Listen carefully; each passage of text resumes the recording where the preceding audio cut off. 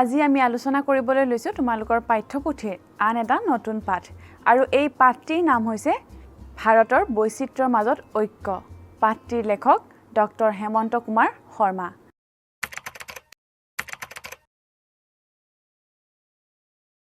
মৰমৰ ছাত্ৰ-ছাত্ৰীসকল, মই তোমালোকৰ ওচৰলৈ আকৌ আহিলোঁ তোমালোকৰ পাঠ্যপুথিত সন্নিৱিষ্ট সন্মান নামৰ পাঠটো লৈ পেলাই।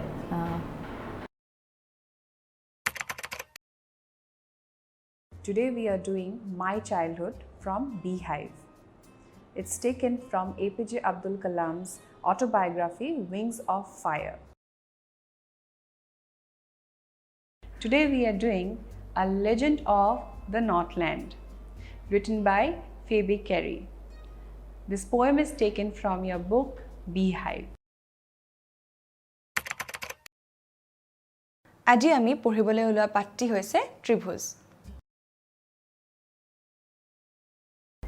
আজি আমি পঢ়িবলৈ ওলোৱা অধ্যায়টি হৈছে চতুৰ্ভুজ, যাক ইংৰাজীত কোৱা হয় কোৱাড্ৰিলেটাৰেল বুলি। আজি আমি তোমালোকৰ পাঠত থকা গ্ৰেভিটেশ্যন বা মহাকৰ্ষণ নামৰ পাঠটো আলোচনা কৰিম। আজি আমি আলোচনা কৰিবলৈ ওলাইছো নৱম শ্ৰেণীৰ বিজ্ঞান বিষয়ৰ তৃতীয়টো অধ্যায় অণু আৰু পৰমাণু।